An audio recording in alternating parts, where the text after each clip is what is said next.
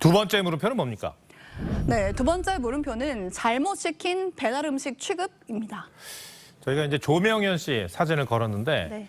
그러니까 이재명 대표 부인 김혜경 씨 법과 의혹을 폭로한 그 사람이잖아요. 그렇습니다. 근데 이게 무슨 얘기입니까?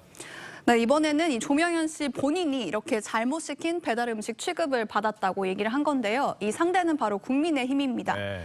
이번 총선에서 여당 후보들의 지원 유세를 여러 군데서 부탁받고 갔는데 이 정작 일부 후보가 네거티브가 될 수 있다면서 이 지원 유세를 거부했고 요청했던 담당 선거팀도 본인을 못 본 척을 하더란 겁니다.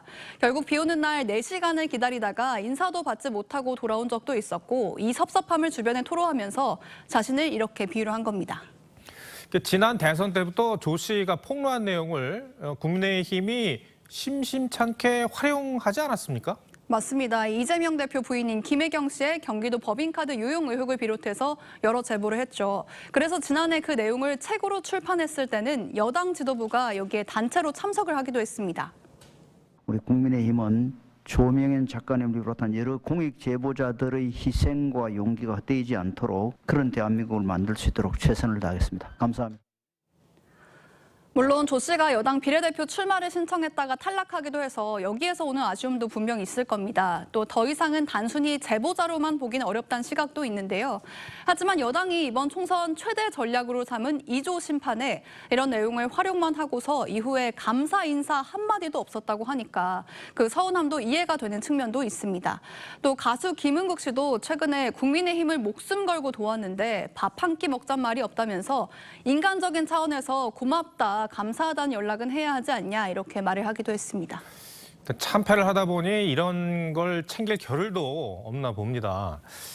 근데 야당은 어떻습니까? 네, 말씀하신 대로 이 겨를이 없는지 이런 게 있는 것 같고요. 압승한 민주당에서는 이런 얘기가 공개적으로 나온 건 없는 것 같습니다. 다만 비례정당인 더불어민주연합에서 후순위 추천을 받아서 낙선한 개그맨 서승만 씨가 최근 참 서운하다는 글을 남겨서 화제가 됐는데요. 이 조국혁신당 조국 대표에게 싫어할 만한 글을 몇 번 썼더니 SNS 친구가 끊겨 있다 이런 이유였습니다. 선거 끝나니까 서운한 사람들이 많은 것 같습니다. 네. 알겠습니다. 두 번째 물음표도 정리해 주시죠. 네, 오늘 두 번째 물음표 잘못 시킨 배달 음식 취급의 느낌표는 천냥 빚 갚는 한마디로 정리해봤습니다. 여당에서는 이제 총선 참패 이유를 분석할 총선 백서 집필 작업에 들어갔다고 합니다.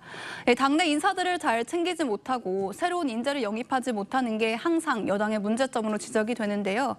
감사 인사 한마디도 못 듣는 정당을 위해 과연 누가 선거 때마다 나서줄지 항상 의문입니다. 네, 이철임 기자 잘 들었습니다.